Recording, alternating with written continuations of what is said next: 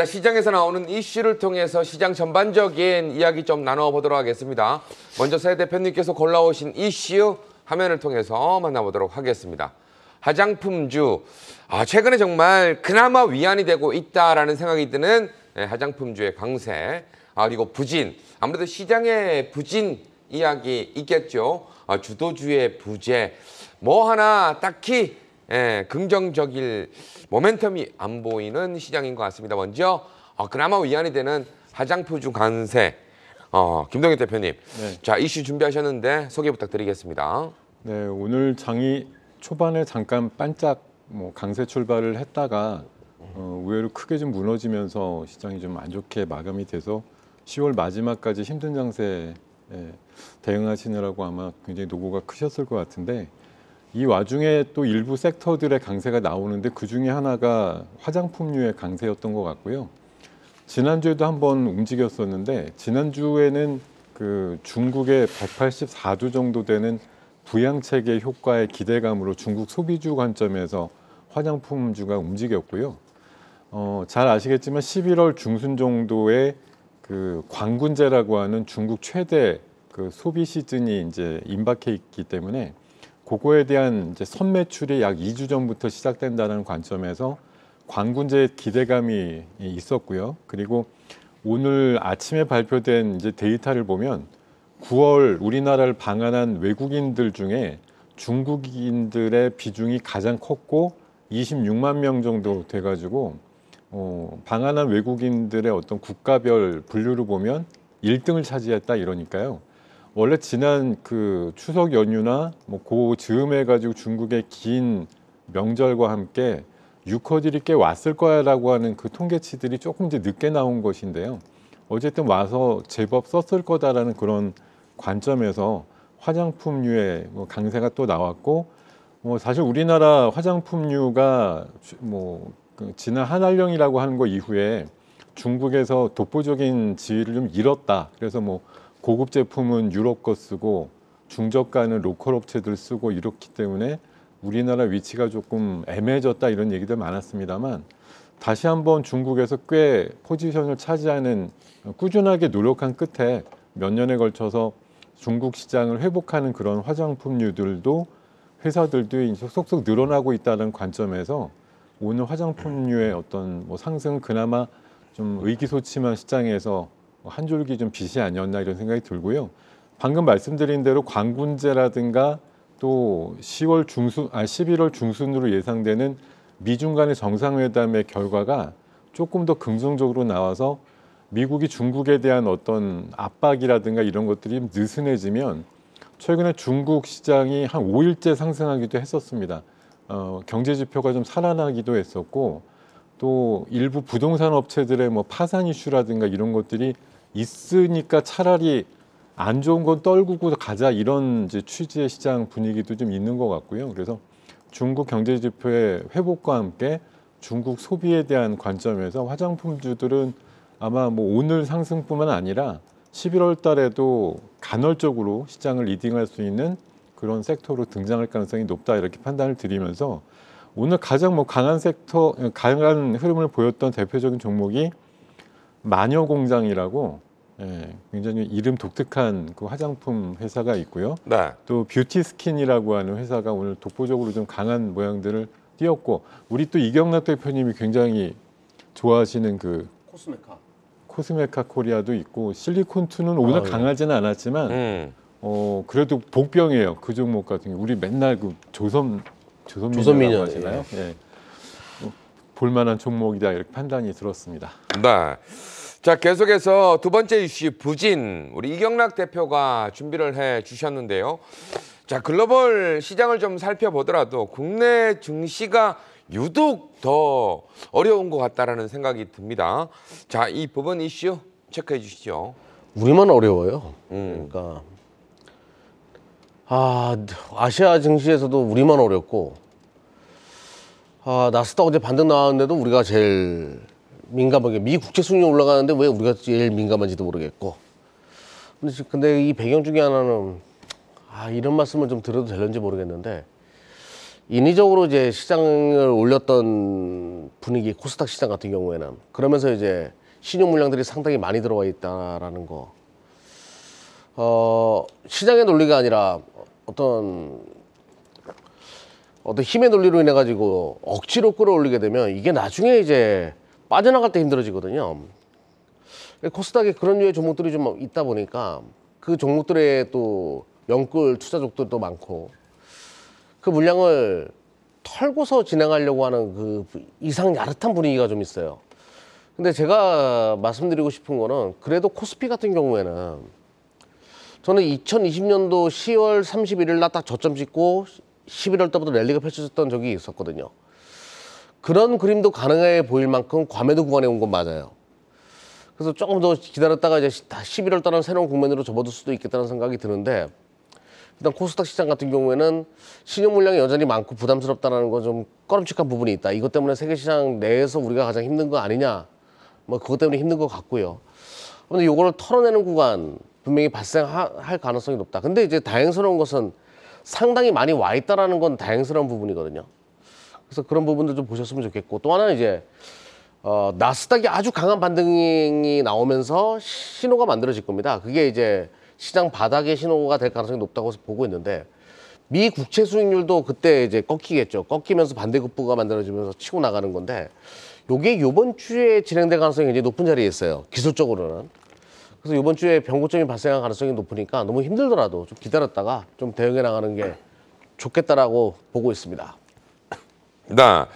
자, 계속해서 우리 전태진 대표님은 주도주의 부재다라고 이야기를 해 주셨고, 자, 올 초도 물론 그랬었지만 최근 시장에서 흐름의 주인공은 IT, 반도체가 아니었나 싶은 생각이 드는데 뭐 최근 시장 흐름 보면 역시나 힘을 조금 쓰지 못하는 게 아닌가 이런 생각도 들거든요. 네. 자, 이 부분 체크해 주시죠. 네, 일단 우리 시장을 이끄는 대장주라고 한다라고 하면 이제 코스피는 당연히 반도체가 될 것이고요. IT라든지 그리고 2차 전지가 이제 코스닥을 이끄는 시장을 좀 주도했던 모습들인데 최근에 이 대장주들이 모멘텀이 좀 부재하면서 좀 부진한 모습을 보여주면서 시장의 투심을 좀 위축시키고 시장 자체를 좀 그 분위기를 좀 다운시키는 분위기가 있습니다. 일단 어제 미증시 같은 경우가 이제 좋은 흐름이 나와줬었는데 일단 엔비디아라든지 이제 마이크로소프트, 인텔, 뭐 AMD 같은 종목들은 괜찮았습니다만 이제 미국의 반도체 업체인 이제 온세미컨덕터가 이제 자동차용 반도체 수요 급락으로 이제 주가가 22% 가까이 폭락을 하면서 이 필라델피아 반도체 지수의 하락을 좀 이끄는 모습을 보였습니다. 물론 이제 다른 엔비디아라든지 이런 종목들이 이제 하락폭을 좀 만회해주는 모습을 보여주고 있는데 결론적으로 이제 궁극적으로 이 기업에서 말하는 건 그거예요. 실적 발표에서 제시한 다음 분기 실적 전망이 이제 시장의 기대치에 크게 못한 부분들이 이제 주가에 반영이 된 모습이고 우리나라 기업 증시도 똑같았죠. 그 기업들이 실적 발표에도 불구하고 이제 미래 성장에 대한 그 둔화 우려가 나오면서 주가가 좀 하락을 하는 모습이었습니다. 이 전장 부분 관련된 반도체 수요 둔화 우려 여기에서 이제 이어지는 게 이제 테슬라를 비롯한 주요 자동차 업체들의 수요 둔화를 목격하고 있기 때문에 이러한 발표들을 하는 건데 물론 이제 엔비디아나 이런 실제로 시장을 이끌었던 엔비디아 같은 종목들은 그나마 좀 강한 견고한 모습을 보여주고 있어서 어느 정도 좀 다행이라고 생각을 하고 있습니다만 여전히 이제 우리 시장에 대한 부분들 이제 미국 증시를 우리가 글로벌 증시를 따라가긴 하지만 오늘 아시아 증시에 비해서도 약한 모습 그리고 미 증시에 비해서도 훨씬 약한 모습을 보였기 때문에 일단은 환율에 대한 부분들도 확인을 해봐야 될 거고요. 그리고 이번 주에 있을 이 FOMC 그리고 국채 발행 관련된 이야기는 좀 나왔습니다만 이 상세한 내용들은 좀 차후에 또 나올 예정이라서 이 부분들도 좀 한번 확인을 하시면서 시장을 바라봐야 될 것 같고요. 어쨌든 이 시장을 이끄는 주도주의 부재로 지금 현재 시장 분위기가 많이 어렵다라는 현실은 좀 안타깝지만 어쨌든 거쳐가야 될 지금 시기라고 좀 생각을 하고 있습니다. 네, 이렇게 해서 첫 번째 이슈들 살펴드렸고요. 계속해서 다음 이슈들도 확인해 보겠습니다. 김포, 오늘 뭐 뉴스 보신 분들이라면 김포가 아니라 금포가 될 수도 있다. 뭐 이런 이야기들 좀 있었고요. 이경락 대표가 이야기해준 미국의 국채 수익률 그리고 합병. 자, 앞으로 운명은 어떻게 될 것이냐 부분의 이슈인데요. 먼저 김포부터 살펴보도록 하겠습니다. 네, 오늘 대통령께서 또 시정연설도 국회에서 있었는데 국회발 이슈 중에 시장에서 가장 큰 영향을 받았던 이슈가 바로 소위 이제 김포가 서울로 편입될 수 있을 거냐 하는 부분에 대한 발제가 있었던 것이 나름대로 관련된 종목들이 또 김포의 소재를 갖고 있거나 뭐 땅이 있다, 본사가 있다 이런 기업들 몇 개쯤을 또 굉장히 강하게 불러일으키는 효과가 있었고요. 뭐 잘 아시겠습니다만 내년 4월로 다가온 총선이 이제 역산을 해보면 한 6개월 정도밖에 남지 않았기 때문에 정치권을 중심으로 해서 표를 획득할 수 있는 여러 가지 뭐 긍정적인 정책들을 많이 내놓을 만한 시기에 초입이다라고 볼 수가 있어요. 그래서 여당 쪽에서는 어쨌든 수도권에 지금 다소 좀 불리한 지형을 좀 타개하기 위한 그런 방법 중에 하나로 뭐 서울 바로 인접해 있는 그 중소도시 이런 쪽을 서울로 편입한다라는 그런 좀 신박한 나름대로의 발상을 좀 내놓으면서 또 시장에 작은 소테마를 만들었다고 생각이 들고 후속으로 보니까 이게 김포뿐만 아니라 뭐 원하면 하남, 구리 뭐 많아요. 고양도 있고요. 제가 사는 수원은 아니겠지만 인근의 도시들이 전부 다 거론이 되다 보니까 이러다가 서울이 도대체 얼만큼 커지는 건가 하는 생각이 들기도 하는데 사실 뭐 현실적인 문제나 또 반대편에 있는 쪽에서의 뭐 입장들 감안해 보면 쉽게 뭐 처리가 될 가능성은 없지만 어쨌든 뭐 표의 어떤 표심을 가지고 한다고 하면 일단의 여론조사나 아니면 뭐 자산가치 상승이라는 걸 누구든지 좀 바라보는 사람들의 어떤 의도 같은 것들을 감안해 보면 아주 무시할 만한 내용도 아닌 것 같고 저는 이 뭐 김포 자체에 오늘 주목을 한다기보다는 앞으로 한 6개월 내에 어떤 그 정치적인 큰 이벤트를 앞두고서 이런 식의 뭐 여론을 좀 전환할 수 있는 그런 국면용 어떤 정책이라든가 이런 것들이 많이 나올 겁니다. 앞으로 연말 연초까지 굉장히 센세이셔널한 것들이 나올 거예요. 그렇게 나왔을 때 그거에 딱 그 연관성이 큰 종목들 오늘 뭐 종목 보면은 여러 개 종목들 움직였거든요. 코아스라든가 뭐 코스나인이라든가 심지어 양지사 같은 경우도 김포 소재 공장 본사 있다 그래가지고 장중 등락이 있었는데요. 어찌됐든 좀 전혀 몰랐는데 갑자기 이렇게 테마화돼가지고 나오게 되면 핵심 관련주들의 변동성은 의외로 크다라는 걸 감안하셔가지고 앞으로 이런 뭐 국회발 이슈 같은 것들이 간헐적으로 나올 때 조금 재빠르게 손놀림을 통해서 접근할 수 있는 방법들 이런 것들이 좀 필요하지 않을까 그렇게 생각을 해봤습니다. 네. 자, 계속해서 다음 이슈 미 국채 수익률 좀처럼 떨어지지 않는 듯한 모습도 보여지고 있습니다. 이경락 대표님 어떻게 우리가 잡아봐야 될까요? 지금 뭐 일본의 BOJ가 장기금리 1% 초과도 허용한다는 얘기 나오면서 이제 YCC가 변화한다. 그런데 이게 미 국채 수익률의 변화를 또 깨할 수도 있다. 이런 우려감이 또 무르무르 다시 또 피어나오고 있더라고요. 아무튼 이 미 국채 수익률 요게 꺾여야지만 시장은 한 방을 보여줄 가능성이 높은데 그러니까 지금 우리 투자하시는 분도 마찬가지일 거예요. 지금 나스닥도 한 방 확 돌아서고 우리도 한 방 확 돌았으면 시장 분위기 달라질 수 있겠는데라는 생각을 하는 분들이 많이 계시거든요. 근데 이렇게 생각하는 가장 큰 배경 중에 하나는 금리 동결로 넘어갈 거라고 이제 보는 거죠. 미 시장도. 그러니까 긴축이 끝나가는 무렵에서 이 국채 수익률이 계속 걸림돌이 되면서 뭔가 방향을 못 잡고 있는 이 주식시장에서의 우려감. 뭔가 변고점이 하나 만들어지면 되지 않을까라는 생각을 하는 거예요. 그러면 저는 이제 먼저 미국 금리 10년물 보면서 좀 차트 보면서 좀 말씀을 드려보도록 할게요. 제가 지난번에도 한번 이야기 드렸던 건데 미국의 10년물 국채 수익률을 보게 되면 작년에 긴축의 강도가 엄청났었죠. 인플레이션 무서웠고 그때를 지금 넘어가서 2007년도 수준까지 가 있어요. 리먼 사태 바로 이전 수준까지 와 있는 상황이거든요. 그러니까 여기를 넘었다는 것이 중요하죠. 이때는 긴축이 진행되고 있는 상황이었고 이제는 긴축이 끝나갈 수도 있다는 기대감이 가고 있는데도 넘어갔다는 건 시사하는 바가 크고 그러면 이거와 같이 이제 뭐 단순하게 본다라고 하면 달러 인덱스를 이제 보게 되면 달러 인덱스는 작년 대비해서 현저하게 힘이 떨어져 있는 건 맞아요. 그러면 두 개 중에 하나는 분명히 좀 가짜거나 과도한 시장에서의 반응이거나 아니면 어떤 수급이 꼬여 있거나 그런 상황이라는 그런 상황일 가능성이 높겠죠. 그러면 결론적으로 이제 나스닥과 비교해서 바라봤을 때는 미 10년물 아니면 미 국채 수익률이 조금 더 이제 오버랩되어 있는 것이 아니냐, 오버슈팅 되어 있는 거 아니냐, 이런 생각을 해보는 거예요. 그러면 국채 수익률 나스닥 그림을 한번 보겠습니다. 나스닥은 기술적으로 제가 이제 요 차트 우리 차트로 봐야 되는데 지금 제가 안 가져와가지고 기술적으로는 여기서 무조건 반등이 나올 수 있는 자리거든요. 강하게 뭐 퐁당퐁당할 수 있겠지만 강한 시세가 한번 나올 수 있는 구간이다라고 하면 역으로 10년물 국채 수익률을 다시 한번 보게 되면 지금 고점이 조금씩 낮아지고 있는 상황인 건 맞거든요. 그럼 여기서 한번 꺾이지 않겠냐는 생각을 해보는 거예요. 그래서 제가 조심스럽게, 이거 굉장히 어려운 발언일 수도 있는데 요번 주 내에 빠르면 내일이라도 시장의 방향이 바뀔 수도 있다는 생각이 좀 들거든요. 그래서 주식 투자하시는 분들 조금만 힘내달라 이렇게 말씀드리면서 좀 기다려보자라고 말씀드릴게요. 네, 알겠습니다. 계속해서 다음 이슈는 합병에 대한 이야기인데요. 아무래도 이제 대한항공과 아시아나항공의 이야기일 것 같습니다. 자, 두 회사의 주가는 오늘 그래도 상방으로 좀 잡아가는 모습이 좀 보여졌었는데 뭐 뉴스를 보면은 결국에는 내년까지 좀 가야 되는 게 아니냐 뭐 이런 이야기도 좀 있더라고요.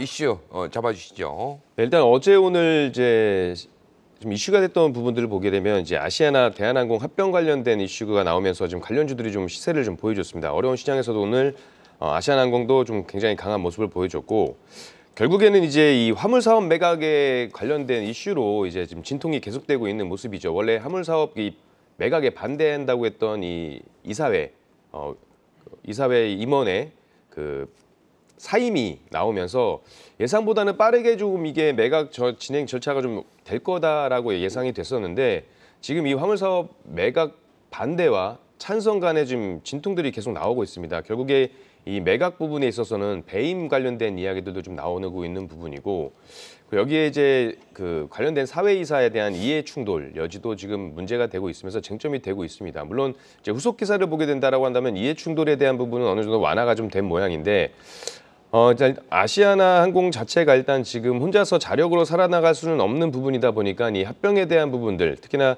찬성을 하는 쪽들은 이제 합병에 대한 부분들이 아시아나가 자력으로 혼자 살기 어려워서 이런 부분들에 대한 이야기들이 좀 나오고 있고요. 결국에는 이제 유럽연합의 시정 조치 기한을 좀 연장을 하고 다시 이제 또 이사회 회의를 진행을 한다고 하는데, 이제 만약에 예를 들어서 그 임원들 중에 3분 정도만 찬성을 하게 되면 이 합병은 된다라고 합니다. 그래서 예상보다도 쉽게 될 줄 알았던 이 합병이 조금 진통이 좀 길어지는 부분. 그래서 결국에 근데 한국과 일본 그리고 미국과 일본 그리고 유럽의 그 승인이 있어야 되는 거거든요. 그리고 유럽에서 그동안 이 독과점에 대한 부분들을 반대했기 때문에 그 시정 조치에 대한 우려로 지금 이 화물 매각 건이 나온 거고, 이제 그렇게 된다라고 한다면 이 의지가 있다라고 한다면 이 합병은 가능할 것이라고 보는데, 다만 이게 좀 더 길어질 가능성이 있습니다. 오늘 같은 경우도 결국에 이 마무리를 짓지 못하고 진통이 계속되면서 이 이슈가 좀 지속될 수 있다는 가능성에서 오늘 한 번 더 시세가 좀 나와준 부분이고요.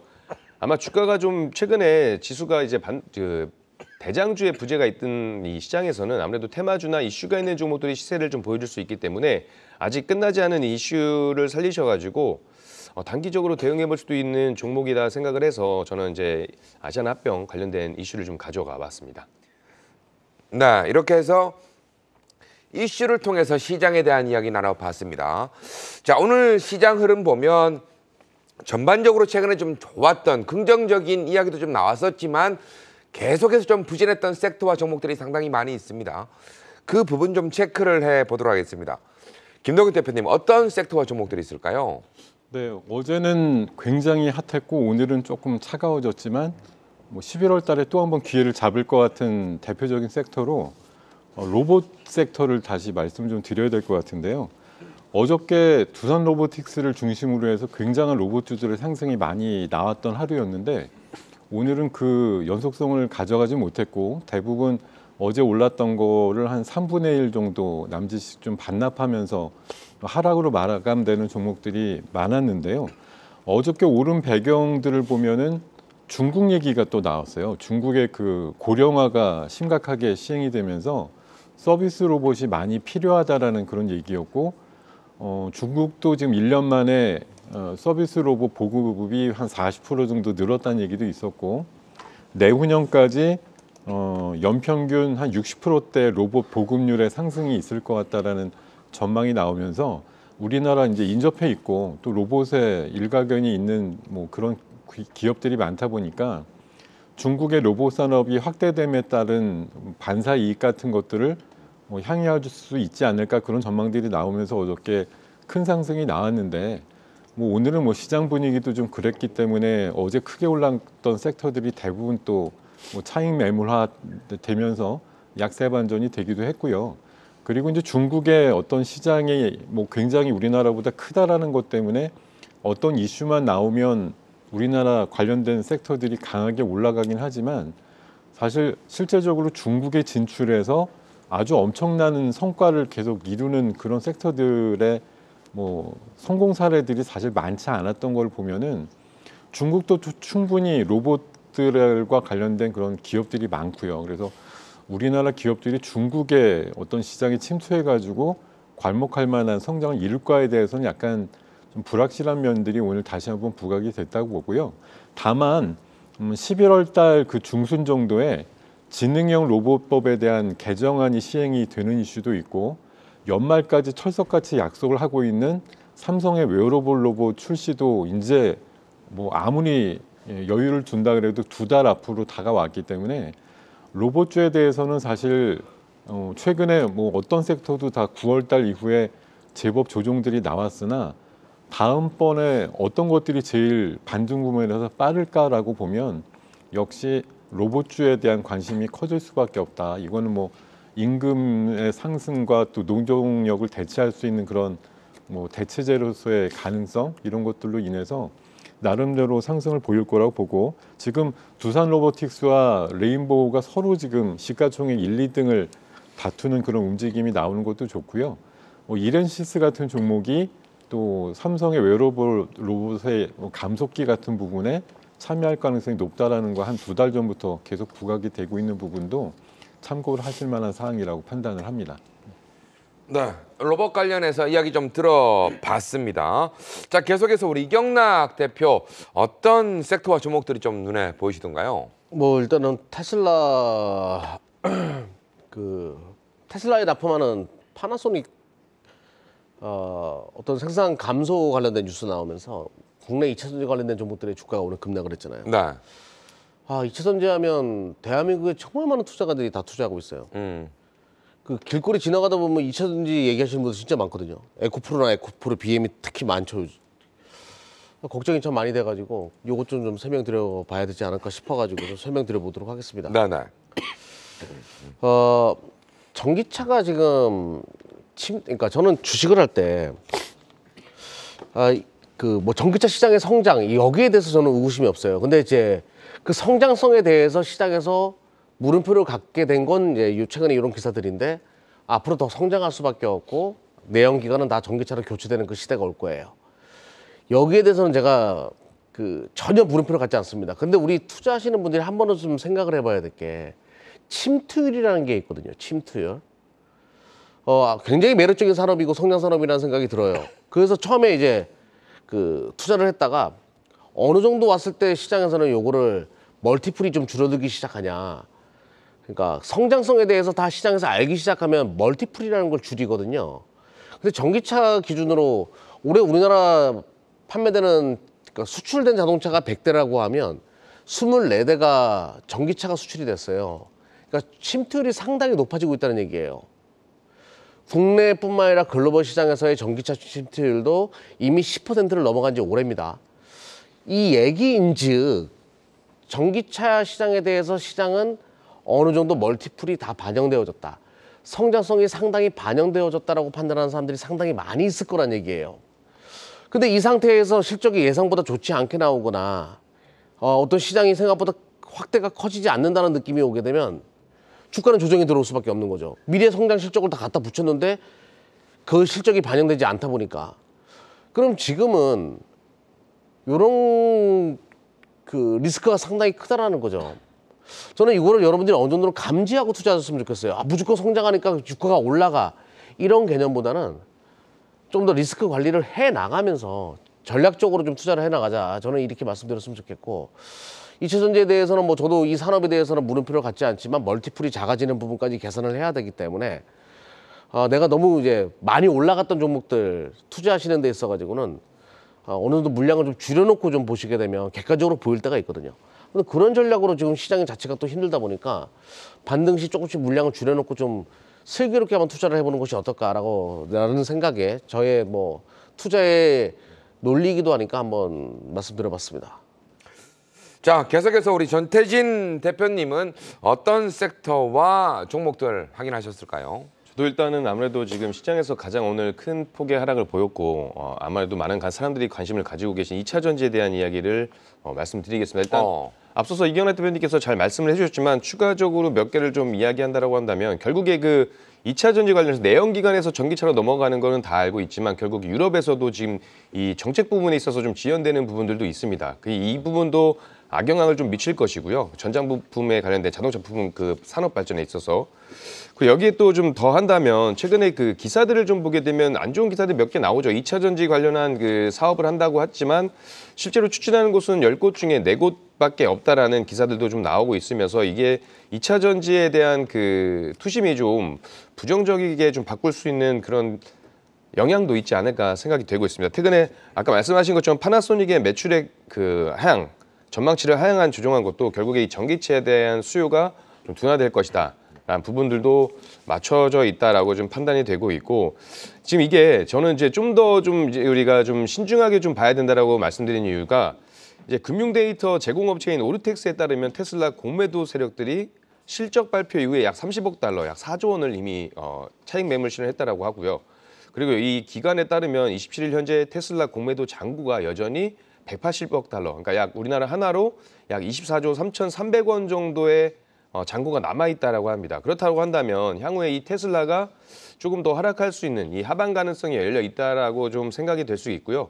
아무래도 2차 전지 관련된 종목들은 이 테슬라의 영향을 좀 크게 받기 때문에 이 테슬라가 공매도 관련한 진통이나 안 좋은 이야기들이 나올 때 같이 좀 영향을 받지 않을까라고 좀 생각을 하고 있습니다. 보통 몇 개 종목을 좀 보게 되면 일단 이제 대표적이죠. 에코프로비엠이 2차 전지 대장주라고 하기도 하고 이제 7월 26일 고점을 찍고 나서 지속적으로 하락이 좀 되긴 했습니다. 지금 계속해서 우리 증시에 있어서도 제가 이 부분, 이 조정받는 구간에 대해서도 우리나라 역시 신용 잔고라든지 이 B2 관련된 이야기들을 좀 드리면서 추가적인 조정이 좀 될 수 있다라고 말씀을 드렸었고 에코프로도 마찬가지죠.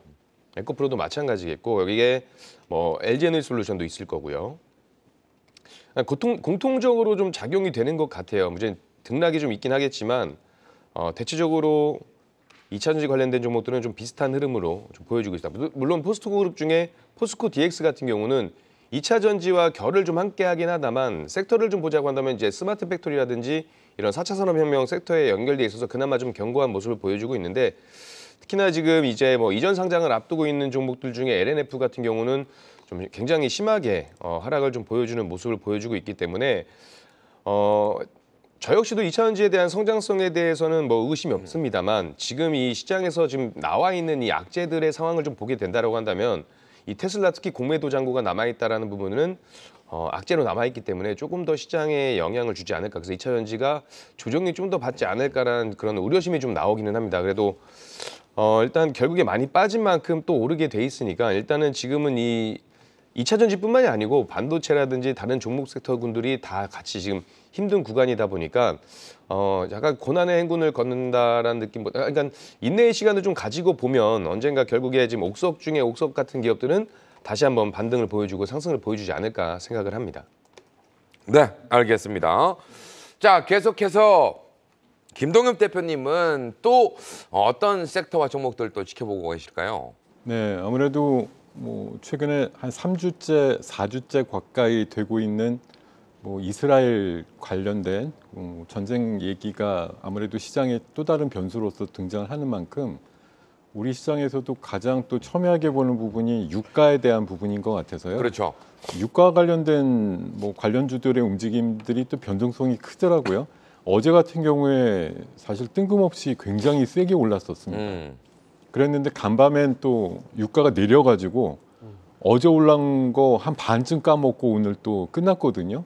근데 지금 또 현재 유가가 조금 또 올라요. 그러니까 시간에서 아까 또 내렸던 부분들을 또 일부 만회하면서 관련주들이 강세로 마감이 되는 현상들이 나오는데, 글쎄요, 뭐 우리가 옛날부터 우리는 엄청난 이제 기름 수입국이다라는 그런 인식이 뿌리 깊게 박혀서 그런지 뭐 저 중동에서 사실 실질적인 유가의 변동성보다도 몇 배 이상의 변동성을 우리나라 뭐 소위 도시가스 업체라든가 LPG 업체, 하다못해 지역별 그 주유소 담당하고 있는 그런 도매 업체들 같은 경우가 굉장히 강한 변동성을 띠고 이제 움직임들이 나오고 있고, 유가는 실제적으로 안 올라가고 있는데 이미 그 오늘 세계은행에서 경고한 대로 이팔 전쟁이 정말 격화가 되면 기름값이 150불까지도 오를 수 있다라는 경고성 발언이 나왔는데, 이미 지금 현재 움직이는 변동성을 보면은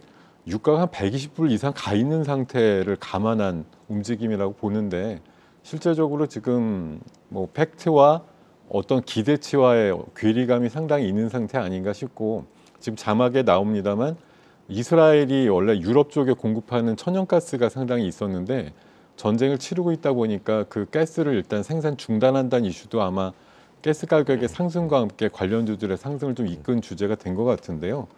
어찌됐든 작년도 기억하시겠지만 작년 2월 달에 우크라이나 전쟁 발발했을 때 기름값이 순간적으로 130불이 넘었던 적이 있었는데, 그때 전후에서 최근에 변동성을 갖는 종목들의 재무제표상 어떤 숫자적인 변화는 거의 없었다라는 걸 잘 확인하실 수 있을 거고요. 이번에도 사실 이게 장기화된다 그래서 유가의 뭐 급상승을 유도한다고 하지만 현재 구조상 뭐 확전의 의미는 조금 잦아들 거라고 보기 때문에 지리한 뭐 장기전 이런 식의 시나리오가 가장 설득력을 얻고 있어서 유가가 급등하거나 자극적인 어떤 움직임을 가질 가능성이 많지 않다라는 관점에서 보면 WTI 기준으로 80불에서 90불 사이의 움직임이라고 저는 생각을 하고, 소위 우리나라 이제 뭐 도시가스나 LPG, 뭐 주유소, 도매 업체들 이런 것들의 어떤 급반등성에 너무 일희일비하셔가지고 진짜 저렇게 되나보다라고 뭐 쫓아가시면 보통 그 다음날 바로 반락이 나오고 이러니까요. 오히려 뭐 갖고 계시다고 하면 역발상으로 올라가면 잘 매도하시고, 또 아직까지는 전쟁을 계속하고 있으니까 한 2, 3일 또 딥하게 조정이 나오면 아주 일부 부분으로 또 대응하는 뭐 그런 정도의 플레이를 하시는 게 적당하지 않나 생각을 해봅니다. 네, 알겠습니다. 이게 참 시장이 어렵다 보니까 관련된 이런 종목들이 급등락이 상당히 강하게 나오는 시장이다 보니까 정말 조심하셔야 된다라는 생각이 또 들고요. 자, 계속해서 우리 이경락 대표가 생각하는 섹터 관련주 어떤 부분이 또 있을까요? 반도체가 오늘 좀 많이 밀린 종목들이 있어가지고 걱정들 많이 하실 것 같아가지고 좀 설명드릴게요. 먼저 이제 뭐 온세미 컨덕터도 말씀하셨잖아요. 네. 예, 그런 기업도 있었고, 이제 NXP, 그러니까 차량용 반도체 관련된 기업들의 주가가 좀 많이 안 좋았어요. 물론 뭐 이제 전기차 시대에 대한 우려감과 함께 또 말씀하셨다시피 전태진 대표님께서 말씀하셨다시피 차기 분기에 대한 자신감을 이야기하지 않으니까 야 이거 오래 걸릴 수도 있겠다 이런 생각 좀 시장에서 판단할 수가 있는 건데, 그 영향으로 이제 국내의 반도체 관련된 기업들도 투심이 악화될 수밖에 없었고 오늘 흘러내렸고, 여기에 이제 오늘 뭐 결과는 봐야 되겠지만 개인들 신용 물량이 코스닥에 상당히 많이 있었을 거란 말이죠. 많이 털리는 2차전지 쪽에 또 투자하는 자금들도 많았을 거고, 반대 매매가 나오는 자금들이 많았을 것이고, 그러면 그 자금이 거기서만 나가냐? 아니죠. 그냥 멀쩡하게 있는 종목들도 다 같이 반대 매매가 나가다 보니까 견고하게 잘 견디던 것들도 다 흘러내리는 그런 하루였습니다. 한미반도체 예를 든다라고 하더라도 한미반도체에 대해서는 시장에서는 뭐 크게 우려감을 갖는 상황이 아니었어요. 차트를 제가 보면서 말씀드려보는 게 나을 것 같은데요. 네. 주가 흐름이 굉장히 견고했었죠. 안전하게 이 어려운 장에서도 계속 우상향하면서 잘 가다가 요번에 한번 이제 또 이렇게 그 흘러내리는 모습을 보여줬는데, 폭락이라고 해야 되겠죠. 8% 이상 빠졌으니까. 7.89% 빠졌습니다. 8%는 아니고. 그러니까 이런 정도의 이제 투매가 막 일어나고 이런 것들. 이것도 제가 봤을 때는 그냥 너무나 잘 견디고 있었기 때문에 반대 매매가 나오고 여기라도 좀 물량을 줄이자라는 분위기가 만들어진 거다. 그러면 대마불사라고 해가지고 이런 것들은 여전히 주도주가일 가능성이 높다는 얘기죠. SK 하이닉스도 한번 보도록 할게요. SK 하이닉스도 이 어려운 시장 뭐 바닥에서 기고 있는데 나홀로 이제 고점 행진하다가 최근에 조정은 있지만 잘 견디는 종목이다 보니까 이거라도 좀 잘라야 되겠다는 분위기가 만들어지는 정도로 좀 보시면 될 것 같아요. 그래서 결론부터 말씀드리면 지금 추세가 살아있었던 것들, 이 폭락이 오기 전에, 이 시장 하락하기 전에 추세가 살아있고 견조했던 것들은 반도체들이에요.